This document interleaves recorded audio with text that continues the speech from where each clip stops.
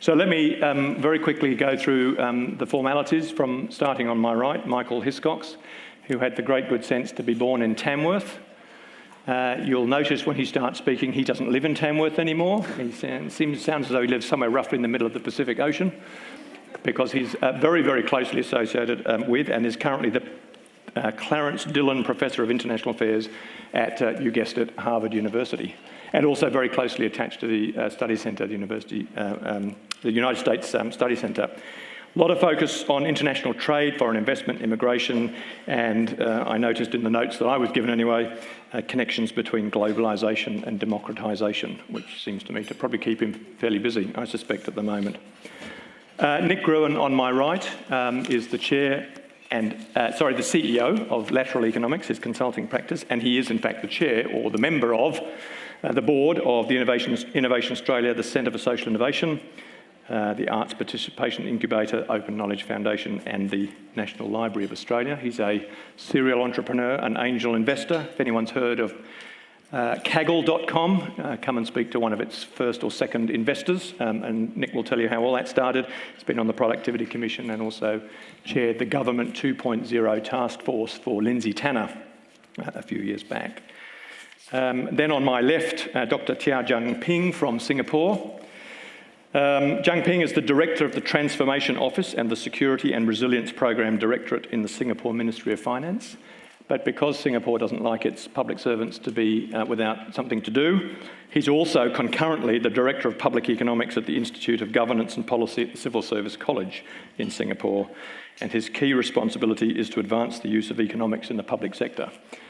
So that's just clearly something he does when he's got a little bit of spare time, which is very impressive. And Peter Shergold, finally, on my left, familiar, I'm sure, to many people in this room, Chancellor of the University of Western Sydney at the moment, Chair of the board of the Advisory Board of the Public Service Commission here in New South Wales, and obviously a long-time and very illustrious public servant in the federal sphere, finishing with 5 years as the head of Prime Minister and Cabinet and the Chief Advisor to the Prime Minister at that time.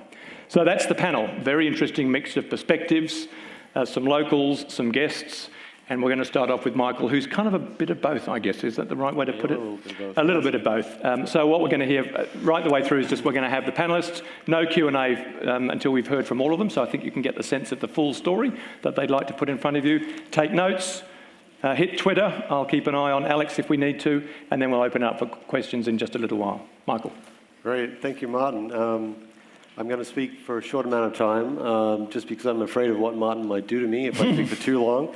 I'll be quite polite. Nick said earlier that I sound like Greg Norman at the moment, which is mortifying to me. I said I would like to tell you that you don't sound like Greg Norman. I know, but you cannot. But you do. Yeah, thank you.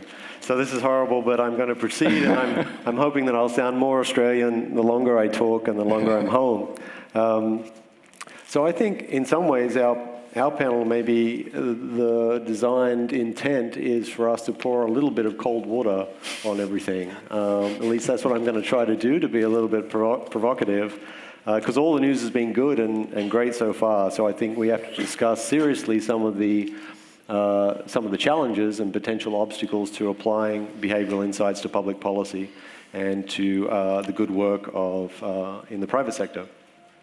So I think in some ways the not-so-secret secret that is fairly evident if you've been paying attention this morning is that a great part of the value that comes from the discussion of applied behavioural insights is in the application of testing, in particular randomised controlled trials, and giving meaning to this phrase that's bandied about evidence-based policy. So all of the work, all of the good work, all of the work that Cass Sunstein referenced and David Laibson presented and David Halpern talked about is based upon rigorous randomized controlled trials to demonstrate the effect of a particular application of a behavioral insight. And in part, this comes out of the origins of the behavioral insights move, which is in behavioral economics and the behavioral economics revolution, which was really about questioning the standard assumptions and the standard economic models, which lead to the standard policy advice. So, the basic lesson was we need to question and we need to test these things. And how do we do the testing? We do them with experimentation, rigorous randomized controlled trials. The general message then, I think, from all of this is really about testing and experimenting and what David referred to as humility in the face of all the things that we don't know about the world and how we can try and change behavior. It's a very complicated thing. We typically don't know what the effect of something will be, and we need to test and learn.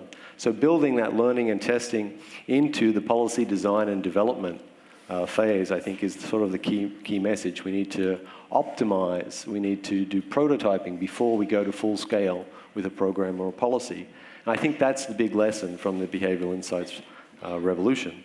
So what are the challenges? So I'm going to sort of set them up and then we can discuss. I think I have some ideas about solutions. But for me, working with governments in the US, or government agencies in the US, in Australia, in Singapore, in Africa, and with corporations too, typically the biggest immediate obstacle is that a leader in the public policy sphere, as an elected policymaker, says that they know what works. In fact, they've often been elected or come to office because they convincingly say that they know what works. And they say that they will do it immediately and at full scale. And that's a big obstacle to saying, no, we need to test first. We need to optimize first. If there's been a specific pre-commitment to do something immediately at full scale, it's very hard to then step back and say, but we're not sure exactly how to do this, let alone we're not sure whether or not we should do this at full scale. So that to me is often where the conversation stops. Again, David talked about humility. Often humility is a very scarce resource in some of these rooms that we go into. And so that first step is sort of getting people to admit that it's okay to say that you're not sure what will work and you're not sure what the best thing is to do. The second big obstacle then, I think, is among the practitioners, those who implement programs for governments, within governments and within corporations and non-government entities, where the discussion is usually around how do we know what works, how do we evaluate policy or programs. And the typical understanding of evaluation is that it's something that we do after we've implemented a program or a policy. So it's something that's done retrospectively after some number of years, and we look back and we say, hey, did this work? Have things gotten better? Cass talked about the classic sort of before and after. Things were like this for a while, we had this government doing this, then we had a big change, and we're tracking outcomes over time, and things seem to be getting better or worse. And this faces all kinds of huge problems in terms of attribution of a change in outcomes to a particular program. Multiple potential confounds here. It's very hard to tease out causality and to say that this policy worked or didn't work for lots of reasons. It's very hard, in addition, I think, to talk to practitioners about evaluating their program or their policy in a climate where their funding has been cut. Right, because the risk just gets much larger for them. If there's any kind of, basically they're admitting that it's something that should be tested because they're not sure whether it works. That's hard to do when you think that your funding may be cut. And it's very hard if the risks of finding that the thing that you're doing now isn't the optimal thing. If there's a chance that people will say, okay, then we're not going to fund you anymore, it just gets so much higher. So in the current climate or in climates that I've often walked into where people are worried about funding being restricted in the next round, that's a very difficult conversation to have. We need to move, just to sort of reiterate and stop, to this different model of the ideal evidence-based policy, I think, with RCTs applied early and often to optimize policy before they're implemented at full scale. And the trick is how to get policymakers or leaders and practitioners to adopt this across the board. That's the hope. As a regular part of practice. Excellent. Nick. Okay, so I wanted to make some comments which I suppose go to the limitations of what we've been hearing, and they have to be understood in the context of my tremendous enthusiasm for what you've been hearing. So I'm all for this sort of stuff, but I think it's important also to keep our minds on some of the limitations, and also to keep our minds on the way in which we kind of have a fairly strong idea, I think a fairly clear idea of some of the things that are wrong with our systems. And then there is one fad, one enthusiasm after another. You know, I don't know, in the 80s maybe we had business re-engineering and lots of things that econocrats came up with, purchaser-provider splits, regulatory impact statements, things like that. And now we're at nudge. And I think, as I say, I think that, you know, there's just so much that's great about this. But it is worth saying that it is nothing much more than applied common sense. And it is worth asking ourselves why the hell it has taken as long as this to have someone stand on a platform and say, gee, it would be nice to try things in small groups and to test them. And it is worth saying that the kinds of things we heard from Cass Sunstein, it's trickier than I thought it would be to say. This morning, it's my accent, it's easier in Greg Norman. We're not going to leave Greg out of this, are we? I can tell. But anyway, let's keep going. The kinds of things we heard from Cass, that's easier, are things that were commonplace to people doing marketing since about the 1920s. So one of the things I think I hope we ruminate on as we look at this is that it's sort of showing us something more than just these tips that we've been given. It's showing us that these systems aren't really much good at taking on board anything other than little tips, little recipe books. And yet we have hundreds of thousands of well-qualified, intelligent public servants who somehow aren't able to do this organically. And the Behavioural Insights team has been around for quite a while now, and yet, and I'm not for a minute suggesting that you shouldn't be purchasing their services. I think you should in the various ways that you can. And yet, you know, I hear from people who I've talked to today, yes, it's good to bring these people out with great reputations that everybody's heard of because they can legitimate this stuff. And what they're legitimating is common sense, utterly common sense. Another thing that I think about a lot, and this is a kind of another cut on the same idea, is that we, and again, this isn't a new idea, but we are addicted to top-down talking, strategizing, directing, and so on. And nudge talk is the same thing, except that I know that lots of people involved in these ideas are very amenable to, very keen on, actually trying to involve grassroots more in this. In a way, it is a way of empowering the grassroots, at least by letting the grassroots speak in randomised controlled trials and various other ways to actually find out what people want. But I think the world is becoming more about decision-making at 30,000 feet, about people at the top, about celebrity policymakers, if you like, who come in and tell us things which we ought to be busily working away on.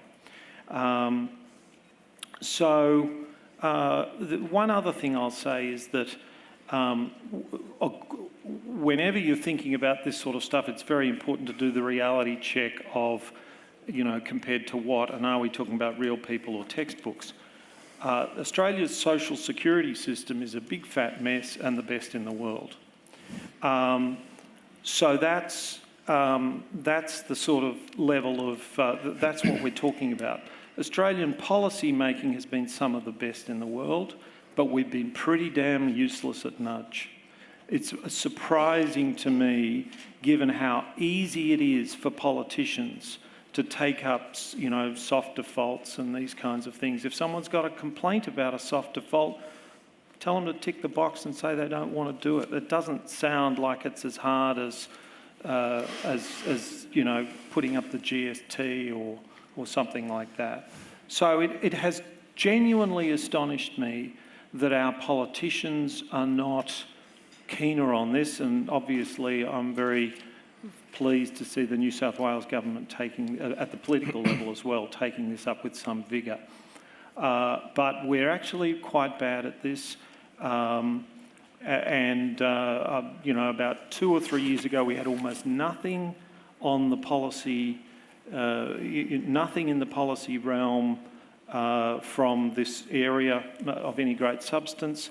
And I'll make my final point by saying that probably the one shining example of sort of a big initiative is My Super, and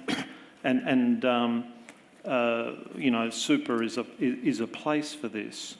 But again, the recent publication by the Grattan Institute shows us that following that one of the potential weaknesses of nudge is that it's another gloss on the lionisation of choice. And I'm a big fan of choice in almost all circumstances, but not in a kind of theological way. And what we know enough, I mean, David Laibson told us enough this morning to know that in that particular area, if you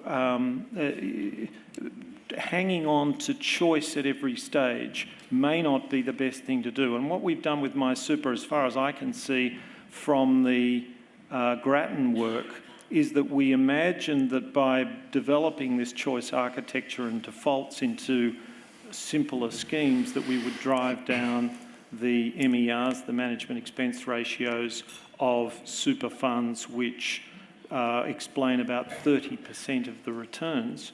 And we've been surprisingly unsuccessful at doing it. And we should have gone more directly for the goal, as they have in Chile, as they have in a number of other places. I'll leave it there, otherwise I'll be hit by a big rubber hammer. Not yet, but it's, you know, I've got it behind the desk. There's a few things to chew on there, I think, but Jang from Singapore. Yeah, thank you. I will split my comments into 2 parts. The first part, I will talk a little bit about Singapore's effort, and the second part, I will share with you what I think are the challenges ahead for behavioural insights. We don't have an official whole-of-government nudge unit, but there's a high level of awareness amongst the public servants, and individual ministries and individual agencies are setting up their small nudge units. The Civil Service College, where I work for, acts as a centre for excellence. So we conduct courses for civil servants. We bring in speakers, Rory included. And our early efforts were pioneered by Jack Nash, whom we owe a great deal for. And then we'll continue on these efforts. We have pretty much done quite a fair bit on the low-hanging fruits, things like changing letter, A/B testing messages, and these stuff like that. We are starting to move a little bit more into difficult middle-hanging fruits, things like intervention at the job centres, trying to get workers, find out which type of incentives encourage workers to participate in job training program. We are very nascent in dealing with the difficult problems like obesity, like trying to nudge people to drive less. Those are still in the very early stages. So we have eaten most of the low-hanging fruits, biting off the middle-hanging fruit, and we have not dared taste the hard fruits, the difficult ones. And trying to get Singaporeans to have more babies is very difficult. And I hope some nudge principles can be applied there.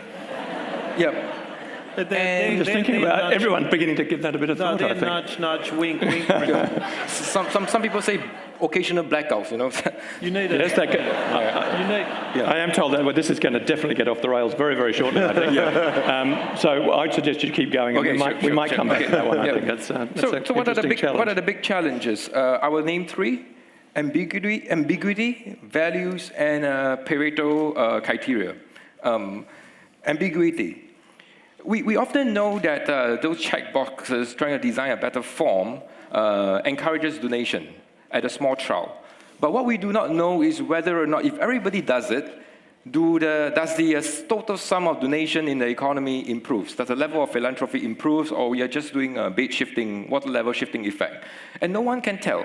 So even as you show that one small trial leads to increased donations and stuff like that, you can't generalize. And I'm speaking because I'm working in the government, so I care more about the general equilibrium effects than possibly an individual charity would. Right? So these things bother me a lot. So recently there was a paper written about France's experience with job centers. So they randomized workers. So some workers received special help, some workers didn't. And the good thing was that they randomized it across different provinces in France. And some provinces have high unemployment rate, some low employment rate. And obviously, the workers that received treatments had a better chance of landing in a good job. But the workers in those provinces with high unemployment rate who didn't receive the treatment actually did worse than the workers in the province, the unemployed workers in the provinces that had low unemployment rate. So it shows that there must be some general equilibrium effect. Even if the intervention works at the small scale level, you need to worry about these things. And these things are not often well discussed in the literature about the general equilibrium effects, the countervailing forces. Values. Some of the nudge interventions touches on value systems that, okay, and let me just give an example to be concrete. I learned about the Michigan, I think it was Michigan, about this price-linked savings. So it encourages workers to save by deducting a little bit of their interest, putting in a pool, and then having a lottery to decide which of the savers win this big 10,000, 20,000 lottery. So in effect, it's very popular in some parts of America and encourages people to save by turning the savings game into a little bit of a lottery. So I ever suggested this to my bosses at the Ministry of Finance, and all I get was a gasp in the room that I'm turning why are you trying to use lottery to encourage poor people to save? That's completely the wrong values.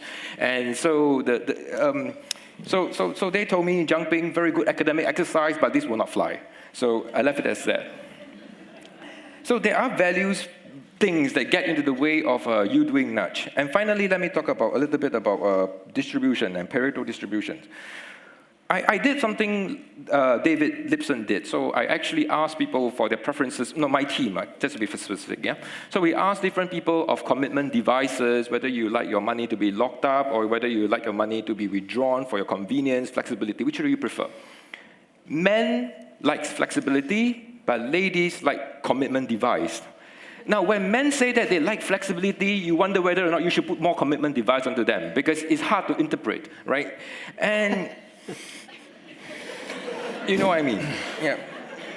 So do you have a Pareto outcome? If you put in a commitment device, do the men feel better or the women feel better, or is it both feel equally good about themselves? I'm not sure.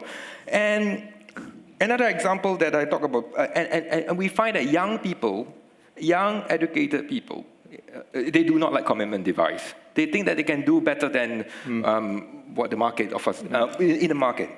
And finally, I would like to share something about the perverseness of BI. And even after you know it, you still do not know what to make of it and what are the policy actionables. So in Singapore, I'm not sure whether you guys are familiar with, but you have to actually bid for a piece of paper, a license, before you can own a car. And depending on the demand, that piece of paper can be quite costly, can go up to even 80,000 Aussie dollars, just for the right to own a car. And that is meant to control the car population and try to reduce congestions on the road. But studies have shown that when the price of the car goes up very much, perversely, people, after paying the price for the car, they started driving a lot more, because everybody was suffering from the sunk cost fallacy, because they think that having paid $100,000 for the car, they better damn drive a lot to everywhere.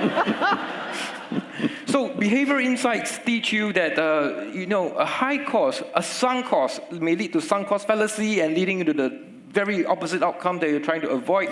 But what do? Do you get rid of the tax? Will then make people drive less, but you can't. So you get a bit of a stuck. So you understood the problem, you saw the behavioral problems aspects of it, but what do? I believe the Permanent Secretary of Transport is here with us, among us. I think this is a problem he has to solve. Yeah. That's one answer. I quite like that. Yeah, I will quickly end here, and then maybe I'll follow up with more questions later. So 3 things: ambiguity, values, and distribution issues get in the way of BI users in the public sector. I'm sure we'll revisit most of those, including some of the other challenges you threw out a little earlier, which we may or may not come back to. Peter. If I had still been a public servant and the Treasurer had said to me a few weeks ago, I'm going to frame my budget around the age of entitlement, what do you think? I would have said, Treasurer, you are entirely right and completely wrong. And what I would have meant by that is that obviously he was picking up something that is of significance to all governments in Australia today. But it is couched as if it is somehow an innate characteristic of Australians today. My view is we should be talking about the age of dependency, because the entitlement that we're talking about has to a very large extent been created by governments. A sense of entitlement of citizens is a direct result of government policies that created learned helplessness. If you have programs and services and payments which are intended to address disadvantage and social exclusion, to provide a social safety net, what we've then done is inadvertently, unintentionally created dependence. Because by seeing citizens as recipients and beneficiaries and cases to be managed, we have created, in effect, that sense of entitlement. And then at the same time, the implicit contract which exists between a state and its citizens, that balance of rights and responsibilities, of entitlements and obligations, has effectively been broken. So what has happened very often is the government payment, the government service, the government program has become disconnected to its purpose. So I remember a few years ago being outraged that people were receiving a parenting payment when they were not taking responsibility for looking after their children. It was, in fact, the grandparents who were doing the parenting. It seemed to me entirely obvious you moved the parenting payment to the grandparents. It created absolute outrage because the parents who weren't parenting nevertheless thought they had an entitlement to a parenting payment. That's a fundamental problem. But the problem of 21st century governance, as we've heard this morning, is even more challenging because citizens who we are seeing get angry, outraged about any loss of government support are often exactly the same citizens who are equally outraged about the incursion of the state into their private lives. Exactly the same people. So why does the government care if I'm doing exercise or what I eat or whether I smoke or whether I have safe sex or whether I turn my air conditioning down? Well, we know the reason. It has a very big flow-on into public costs. But individuals themselves are increasingly outraged by tax and regulation and second-rate government communication campaigns as a way of addressing this. We need new approaches. I'm very much of the mind that behavioural interventions is part of it. A few examples. We need to allow individuals to control the government support that is intended to support them. In other words, I'm very strongly for self-managed, self-directed, customer-directed care, so that as you're getting old and you need aged care, you should have the ability to decide how and in what form you require it. Same if you need disability care or your children need disability care. In other words, government should provide support, advice on information, but give individuals the chance to decide for themselves what they need to do. And often it's very different. Get a group of public servants together to talk about aged care, and within a minute, the conversation comes down to the rising costs of health. Get a group of old people together to talk about aged care, and they will focus on the challenge of relationships as you get older. Quite different conversations.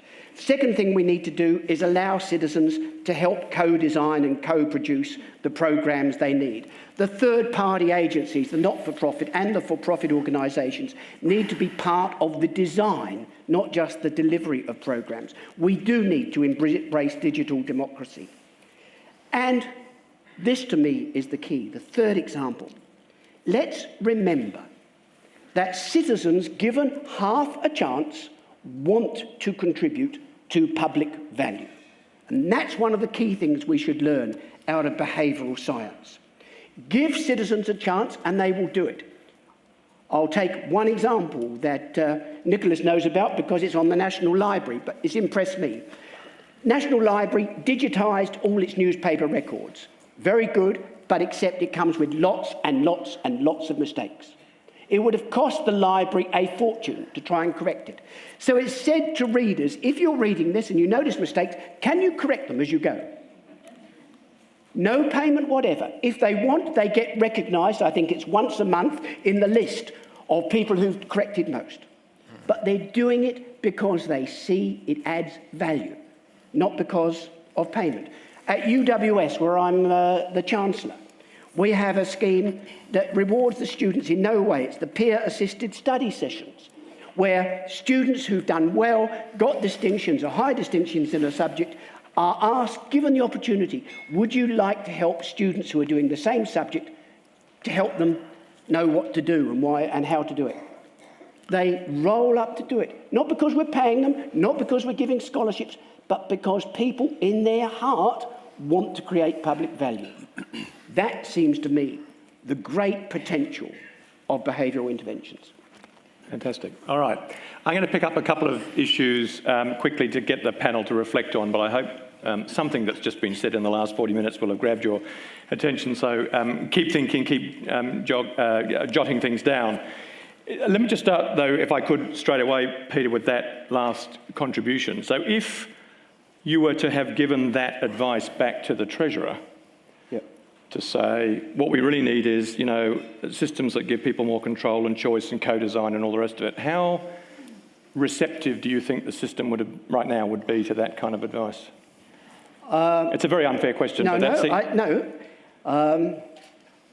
still in the game because I still think there is movement and change can occur. As I often say, the future is already with us, it's just not evenly distributed yet. And in all of these areas, you can see things going with place-based funding, for example, giving communities control, putting more responsibility with schools or social tenancies or with hospital boards, for example. Consumer-directed care is coming in aged care and disability care. So you can see these changes are taking place. This is the bit that I find frustrating.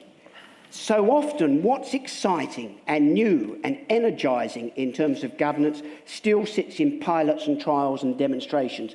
It sits around the periphery of public administration. Yep. And our real task now, I think, is to get it in the centre, change that whole culture of governance. All right, well, let's pick that up and just get other members of the panel might like to reflect on that. I actually have a couple of other questions, but let's not stop the flow. Does that make sense to you, Nick, and then maybe Mike, and then we'll come back? Yeah, well, this is a rather despairing story, but with regard to Peter's story about mentors at UWS, I was at a function invited by the Secretary of Education in Victoria called Listen to Learners, where there were about 16 projects that had been were being showcased in the State Library of Victoria from around schools around Victoria, and these were IT projects, you know, websites that kids had built, apps that kids had built.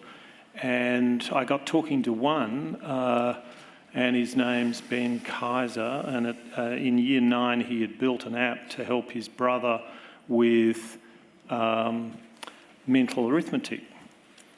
And he built it on an iPad and was showing this thing off. And I said, "What's maths like? What's your maths class like, Ben?" And he said, "Pretty boring."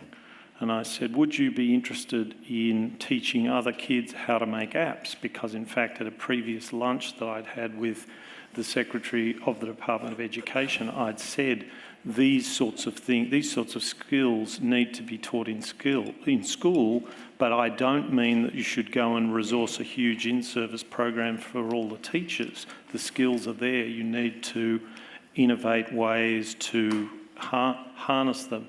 Anyway, Ben said he would like that would be cool, I think was his word. And I said, well, just hold it right there. I'm going to go and get the Secretary of the Department of Education. And I went over and I said, Peter, meet Ben. Ben, meet Peter. This is the sort of thing I've been talking about. And Peter was very energised by this, and he got the head of innovation in his in his department to find out about this. And I remember him saying to her, he said, Katrina, and Martin knows who Katrina is and who Peter is. I want to do something about this and I want to do it tomorrow. Let's start tomorrow. And I withdrew from this at that time. I decided I didn't want anyone thinking I was looking over their shoulder, but I did have Ben's email and I put a reminder in to ask Ben what had happened the next February or March, after about 6 months had passed. And Ben wrote back, and he wrote back with something which I'm sad to say didn't really surprise me. I said, what's happened? How's it gone? He said, nothing's happened. That didn't greatly surprise me. But what did surprise me was what he said next, which was, nothing's happened and I'm not surprised. So actually, I don't want to kind of make that too despairing. The thing is, that was fairly easy to facilitate. But if we are going to get from the periphery to the core, and I think even the core is a bit of a mistake to go there, let's just try and get this stuff happening seriously. We need to create permissions for people to vary routines, and they need to have the power to improvise. In other words, not routines that we've built from the top and say, this little bit of routine you can vary, because that's sort of like lab rats in a Skinner box. I think if we take it as the task to say, you have some power to innovate, we're going to be finding out who are the good innovators in the next set of performance reviews and all that sort of stuff, surely we can make some kind of progress. Yep. Let me just take the Singapore perspective on this, and I'm going to finish with Mike and this particular one and also link it to something he said right at the beginning. But this idea of bringing it from the edge to the centre, if you like, to make the system itself more permeable, if you like, to these ideas, how do you reflect on that, particularly given this ambiguity issue, which the centre often doesn't like very much? Yeah. So I'd like to share 2 points about mentioned in the morning session by the speakers. One thing is the timing issue, because there's always a rush to get the policy announced and get the policy implemented. The other one is the difficulty of actually making that kind of differentiation between people, the treated and the untreated group of people. Yeah. And in Singapore, my own feeling is that the problem is more acute, because we are a really small country.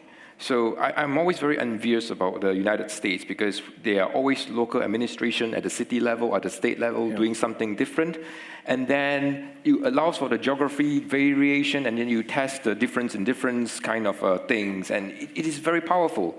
But in Singapore, the moment you throw in an intervention, it is very hard to have exclusion. It is very difficult. All the members of parliament will say, why are you treating the neighboring constituency and running that pilot and not mine? So it makes this kind of trial a little bit more difficult to execute. So what we do is this: we try to learn the best from the other countries through literature, and we try to intervene with some idea that this might probably work, because it has already started to work in, we have seen some of the initial results in the UK, in Australia. And then this may be more acceptable, and quickly bring in these ideas to the center. Yeah. But bottom line is, we have done a lot of low-hanging fruits. It is really the difficult ones that we still need to work a little bit harder on. Yeah. Let me just throw to Mike, and we'll take that a stage further. It seems to me experimentation is a fine thing, but the problem is lots of experimentation tends to keep stuff at the edge to some extent and not bring it back in. You raised a very interesting point right at the beginning, that this stuff takes time. And designers, I think, have this phrase, we launch to learn. We don't actually know the answer. That's the whole point. We want to go and find that out. And yet there's that tension between people who sit inside large systems who want to know what the answer is before you kind of, go out the front door. Right. So I'm just linking back a little bit to what I think you picked up as quite a tension, in a sense, as to moving this agenda forward. Yeah, I think on that particular point, one obstacle I didn't raise, I think, was that if you're dealing with larger policies where you think that what you're targeting are longer-term outcomes, it's even more difficult, right? Because you have to wait a long time. There's an issue of potential compliance problems or spillover problems or interference problems where people find out that something's going on, they think it might be a good thing, they lobby to have their community included. So these are problems with designing large-scale randomized trials, and that slows the whole process, makes some areas of policy very difficult to experiment with. But even in those cases, we're quite a creative bunch. We can think of ways to do smaller scale experiments that test the same kind of policy mechanism that's sort of at play in the larger thing that we're talking about, the larger program. We can choose smaller and smaller units right down to individuals who may be offered different incentives or different kinds of plans for participation in a program. And if it's not done in a high-profile way, we can minimize the risks of political interference. So that's all to say that I think there are obstacles, but there are ways around those obstacles. The larger sort of organizational or institutional issue that we've all been touching on is that there's really, I think, going from the periphery to the core, if you will, is there's really an issue of leadership and there's an issue of organizational processes and culture. There's a small literature growing, I think, on the learning organization, so in business or in the public sector, and what that means and how one would create that. And Francesca Gino at Harvard Business School, as a member of the Behavioural Insights group at Harvard, has done some work on this. And it's a question of making it permissible, in fact, rewarding individuals within the organization for asking questions about what works, for suggesting tests and new ideas, for questioning their own program, and for circulating information within the organization about, hey, this is what we're doing over in this division or unit or department. Maybe you can try something similar. Rewarding that kind of questioning rather than taking it as a signal of lack of competence, which is often what it's taken as, I think is a big organizational shift that has to take place to get this institutionalized. And presumably that has, and this is perhaps another quick question for the entire panel, and then we will throw it open very quickly in just a moment. Sorry, there's some hands waving out. I'll come to Twitter in a minute, sorry. So leadership is one thing, but then the system behind the leader has to be somewhat aligned at that point, presumably taking Nick's story a little bit to heart. Yep. Is that also a bit of a challenge? I think we do have leaders perhaps who can say, yeah, this sounds great, we'll hold the space, we'll make this happen, and yet the system behind them often finds ways to make it hard. I think that's right. Yeah, I think that's right. And that's both a recruitment, a training, and an organizational kind of leadership challenge. Yeah, so, okay. Yeah. Any other quick reflections from any of the other panel about that? Well, I am quite struck when I'm at the Australian Centre for Social Innovation in Adelaide that there is a word that is used, and the word is hunch. How many times did you see the word hunch written in a government report? My public servants all look hunched. Yeah, good. Excellent, excellent. And if you can't admit that your work is really about hunches, even the things you think you know are just some maybe some hunches with some good evidence behind them, or maybe they're hunches with a lot of habits behind them, and then there's a whole lot of other just hunches.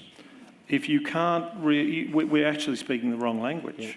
Yeah. It goes very deep, this stuff, very deep. It's kind of a nice idea, isn't it? Maybe we should experiment with the development of a hunch brief. A hunch unit.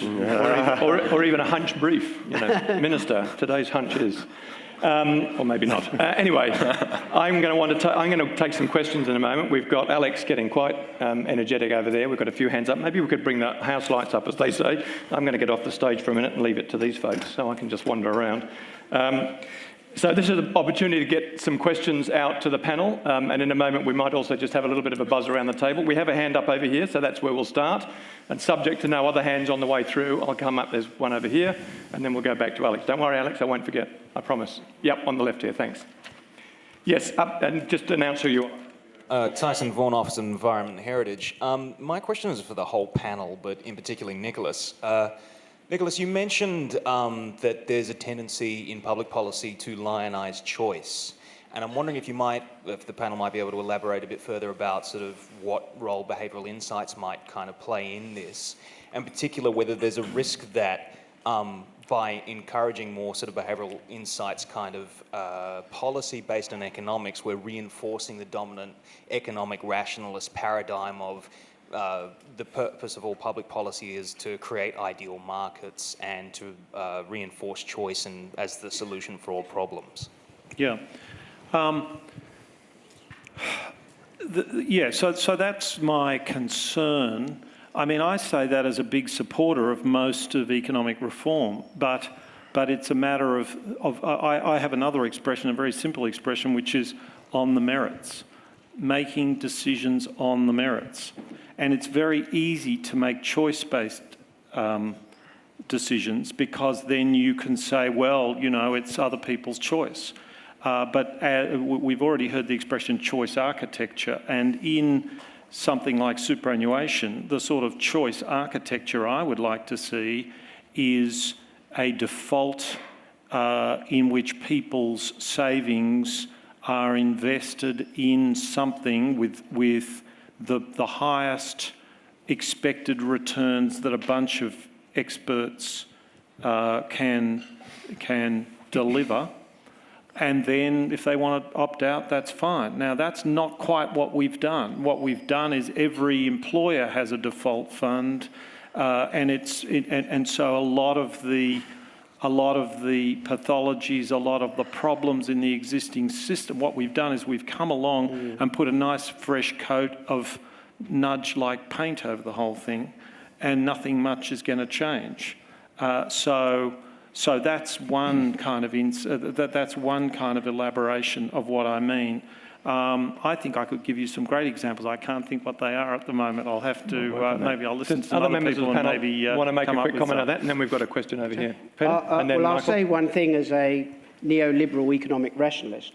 And it's in terms of choice. I believe in choice. I believe in contestability that gives citizens choice in terms of programs and choice in terms of providers. But where I get a bit radical is I think we've also got to give citizens choice in terms of the outcomes they want. They start to define outcomes. And you may get very different decisions being made. Take two specific examples in the area we're doing this. One in disability care, one in aged care. Disability care, someone who had quite a long-standing mental illness was getting plenty of support from the WA government in terms of drug regime, professional help and so on. Got choice as to how he could spend some of that money being spent on him. He saw that the outcome that he wanted was to re-establish his family's relationship because, not surprisingly, his children did not have much respect for him. He spent a grand total of $370, his choice, to go and do a soccer referees course so that every Saturday thereafter he could stand as a touch judge, a linesman on the game. He knew what he needed to do, which no one would have done for him.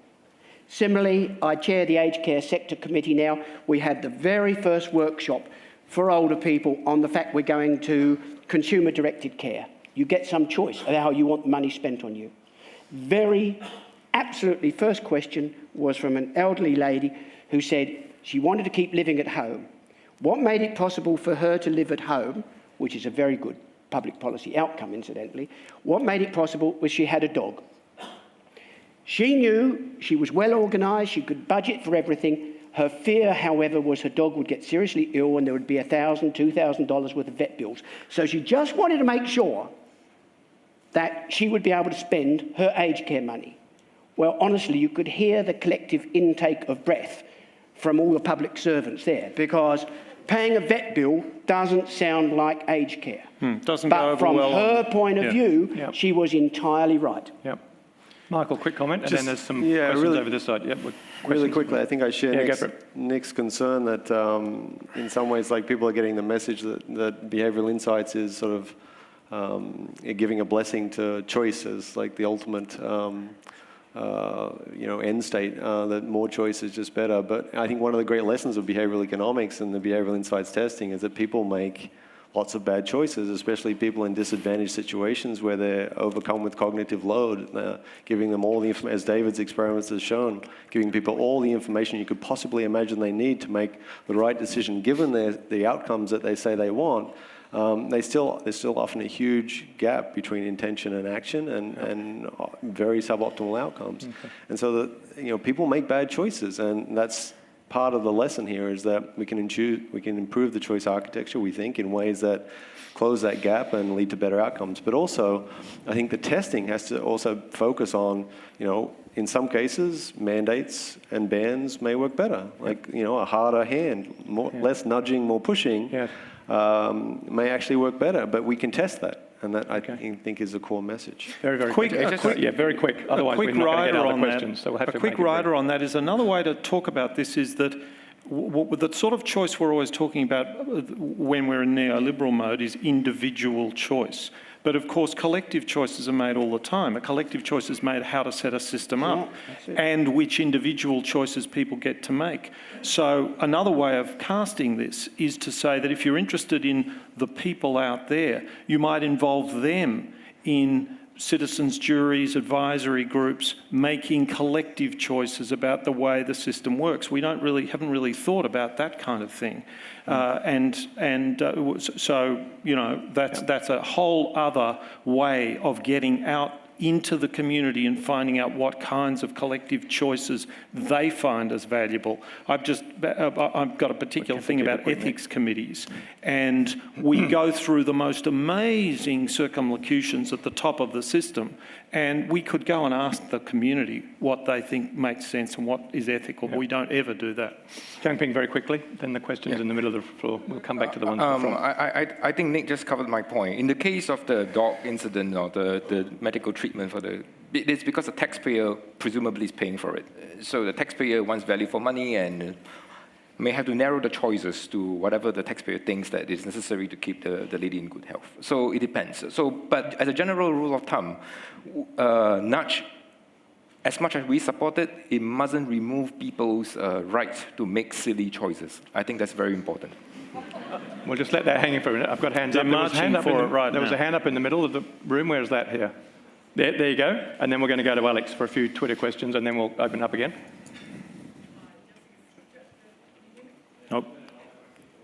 Jessica Stewart from Land and Housing Corporation. My question is really directed to Peter, as the longest-serving public servant probably here, who's lived through many changes of government. As Nicholas said, this is about common sense. And one of the reasons that it's not more widely applied, perhaps, that occurred to me, is the oppositional nature of politics and the electoral cycle and the limitations that we as public servants have. I was explaining a public policy to someone I'm working with, someone at a party I'm working on at the moment, and it made such perfect sense. And they said, well, why do X party oppose it? And I said, well, because they're in opposition. Yeah, that's right. And I understand that. I understand that's our democracy and that's what we live with. But how do we cut through? How do we you said more leadership behind it. That's true, but the bigger the leadership push is, the more likely you're going to get an opposite and opposing leadership challenge from the other side of politics. So how does good public policy use behavioural insights in the environment of an electoral cycle, an electorally driven oppositional state of government, of bureaucracy that we have? It's almost impossible. Can I... Yeah, I think it's almost impossible. And it is, of course, a good question, but it is not impossible. You can obviously get agreements beyond differences of programs and services about how to address issues. I always think, you think back over the last 40 years, if you had said to public servants or governments, I'd like you to go away and design something to tackle this thorny problem, we're going to have a period of, overall, relative to the rest of the world, economic prosperity. We're going to have low unemployment rates. So can you go out and design me a program where by 2014 we'll have third-generation welfare dependence? You know, you would have had to struggle to think how to design a program that would have achieved that outcome. But in a curious way, what that means is that across the political divide, in spite of the contestability of ideas, there was, unfortunately, too much groupthink about how to address these problems. I think we can reverse that. The second is evidence-based. And, I mean, I understand that people can make bad decisions. But too often, you know, we think they make bad decisions only to find out they've been very smart. Some of you may remember that a few years ago, 3 years ago, I think it was, Nicholas, Victorian government went to effectively a quasi-voucher for vocational education. So that people were able to choose whether they wanted to go to TAFE or a private provider, full-time part. They could essentially choose how to use the government subsidy for the training they want. I think within 6 months there was absolute outrage. And you must have heard the stories as I did. Oh, they're all becoming personal fitness instructors. This hasn't worked. And in fact, the government then went and changed the policy. Well, unfortunate, because the National Centre for Vocational Education Research, which I now chair, has just brought out a report last month, and I urge you to go and see it, which shows, in fact, people made perfectly rational choices. So that if you look at people's income before they did their training and afterwards, and it's a pretty good proxy of whether you're choosing it right, I don't know if they all became personal fitness instructors. All I can tell you is they made good decisions, because using that, they got much greater increases in their income before and after the training than they did. And they got much better increases in income, incidentally, if they went to the private providers against the TAFE. Okay. So maybe people didn't like the things they were doing, but they were perfectly rational decisions. Okay, Jang Ping, quick comment. And then I'm going to go to Alex at the back with a couple of Twitter questions. Just a quick reflection on the possibility of electoral cycle. I thought we must also make use of behavioral insights to do this. So shortly after winning the election, just do the difficult thing, raise the taxes and whatever that's necessary, and then deliver bad news in one lump sum, and then over the next 3-4 years, start to give up some back, you know, and then smoothing it all the way up to the next election. Just simple BI insights, behavioral insights. I don't think that's ever. I'm not sure that's ever been tried before, but.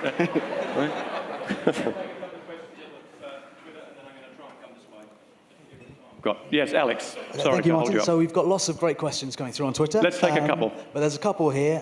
First of all, does the panel feel that a culture that fears failure or even tries to promote what works from the centre for previously tested interventions actually inhibit innovation? And secondly, how do we actually teach our, I guess, elected officials to deal with uncertainty, particularly when we're using RCTs, and especially when the original work on cognitive biases focused on how to help people with judgments on uncertainty? Yeah, and that's good. A graduate diploma in ambiguity, I quite like that. So, fear of failure, how do we get some of this stuff built in? Any comments from the panel? It doesn't matter where we start. I'm not going to be too picky. Yeah, go ahead. One thing that we often talk about with partners, or the way we frame it, we try to nudge partners into doing RCTs, is to talk about the benefits of the knowledge that comes from the testing. So there is a fear of failure in the sense that there's a possibility that the program won't look good. You know, the results, it won't be doing what you thought it would be doing, or the policy won't be having the effect that you hoped. On the other hand, if it is having the effect, that can be a terrific thing for a program in terms of funding and support, long-term support. We also try to talk about the importance of knowing before anyone else does. Right? If it's your program, you need to know whether it's working before anyone else does. Control that process. Reform and improve the program based upon the evidence. Test again and keep improving. And so, in terms of risk mitigation, that's a pretty good strategy. Yeah. Any other quick comments? We have to make them as brief as we can, if we could. I've got a fair few questions, I suspect, to get through. Nick? Yeah. Look, I think we kind of overdo this. It is a matter of framing. One useful thing to do is to respond by saying, imagine that this thing we've just critiqued might be completely rational, a fear of failure. We've also been saying that we are very bad at doing small things and failing with small things. We're better at failing with large things. So that's where the fear of failure makes quite a lot of sense. And in fact, governments are quite okay with funding portfolios of innovation projects. We've had a little bit of trouble with that in the budget recently, but that wasn't because the program had failures in it.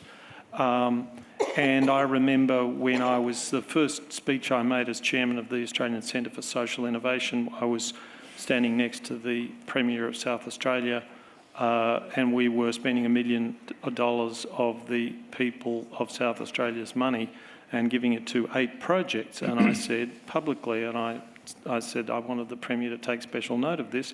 I hoped some of them fail. I certainly didn't wish any of the individual ones to fail, but if they all were successes, then we had failed, because the idea was to move towards higher risk projects. So there are lots of things that can be done by framing. And the other thing is, I think it's much better, I guess it makes sense to complain and to be worried about the constraints on you, if you're a public servant, the constraints on you from the media and from politicians. But there's a huge amount that you can do yourself. And so just do that. And as far as getting governments used to this sort of stuff, we actually have the institutions to do that. Things like the Auditor General. Maybe we need to change some of the things they do, but Auditors General have put out guides on innovation. We could follow up with them and say, when they do a departmental review, how seriously do they take that guide, and so on and so forth. We actually have a lot of the tools. We need to start using them. Okay, I'm going to take a couple more questions. David's had his hand up for a while, one in the middle. Then I'm going to come over this side of the room, so watch out. Then again, we have to get a microphone to him. Perhaps we should just sort of throw it or something. Okay, great, thanks. So, Nicholas, I was struck by your comment at the beginning about the triviality of a lot of these nudges. And I would agree with you that to the extent that we're saying we're going to improve choice and we're going to preserve freedom, there is a certain triviality. There's no controversy there. Yeah, and that is a kind of sensible wisdom that our grandparents would have told us. But of course, as Michael emphasized, the mistakes that motivate this whole conversation take us into murkier waters, where we start to discuss, not today so much, but in behavioral economics all the time, what kinds of more coercive policies we want to endorse. And I'm kind of surprised by the level of rhetoric that we want to give people choices sort of almost always, because surely all of us agree that there are plenty of critical domains in which we really do want to take away choice. I mentioned superannuation earlier. Singapore has similar forced savings policies, which I totally endorse. The US has Social Security. These are enormously coercive domains where we tell people a very large fraction of your income is going to be, in some sense, compelled to be used in a certain way. And so I don't think any of us behavioral economists, and I doubt many of you in the room, support the principle that freedom of choice needs to be honored in all domains, or maybe even most domains. And I just want to verify that all the panelists agree that superannuation and other policies like that, which are highly coercive, are at times acceptable. And perhaps here's a policy that we would all agree is just fine. Okay. So we'll take a couple of quick comments. We'll start with Peter and we'll go through. Well, there are certain elements which I would accept are coercive, but an entirely other series of questions around superannuation, where I think choice is extraordinarily important. I think there is an appropriate debate going on about Australia, about how people can choose whether they have the capacity to spend their superannuation as they want, or whether they, should be effectively coerced into tying it up into long-term pensions, for example. I mean, there's a big debate, I think, about every element of government coercion, about what is the level of choice that you enable. But my starting position is, if the public policy is to provide you with support or coerce you to do things within that framework, you should provide as much informed choice as you possibly can. Okay. There's a question in the middle, I think, and then is there anyone over here? Just let me know. Break into a slightly different format in just a minute. Let's see how we go. Time is okay at the moment. Hi, Karen Stenner from CSIRO's Behavioural Economics Unit. Just circling back now to Nicholas's earlier comment about the role of hunches in policy making. The role of? Hunches. Hunches. Sorry, I think it was you, Nicholas. Yeah, it was. It was. It just sounded like punches up here. So They have their place. I'm really strongly committed to the test, learn, adapt paradigm. So in our work, we're constantly testing, retesting, and in an iterative process, zeroing in on exactly the right framing and content of the message and how it's going to be depicted in the whole thing. But I simultaneously worry about a thoroughgoing commitment to that kind of narrows the universe of solutions that will be considered for various public policy issues. Eventually you're narrowing the universe of alternatives. And it's a problem because the social sciences don't have a mechanism for random hypothesis generation like the natural sciences have, where the beaker falls over in the lab and liquid X falls into material Y and suddenly you have an out-of-the-blue solution. Yeah, so happens. Social sciences needs something like that. And so I think it's actually potentially problematic. And so I think if you're going to have a thoroughgoing commitment to behavioural economics, if you're not going to narrow things down excessively so that completely out-of-the-blue solutions aren't considered, you need to build into your system and your processes mechanisms for generating things out of the blue. Okay. Michael, do you want to take a stab Yeah, I at think reflections on that? I think this is a great point. And what we often do, I think, is separate out the hypothesis generation or theory generation phase of the research and the policy design from the evaluation and the testing phase, right? So this is a different problem that involves creativity and coming up with new ideas, importing them from other fields, and sort of thinking about new things that we could test. And that's very separate and often involves different kinds of researchers. It often involves qualitative research where you go out into the field and you talk to people about what they're thinking, how they're feeling when something changes in their choice architecture. So I think you're right, and that's very different from testing and prototyping. Yeah, I think we have an analogous mechanism, and you will notice how often on the panels, particularly Peter's examples, they get down to some individual who says something. So the individual with the dog, that's the same kind of thing. It's a left field injection of an idea that simply wasn't there and engenders the intake of breath. And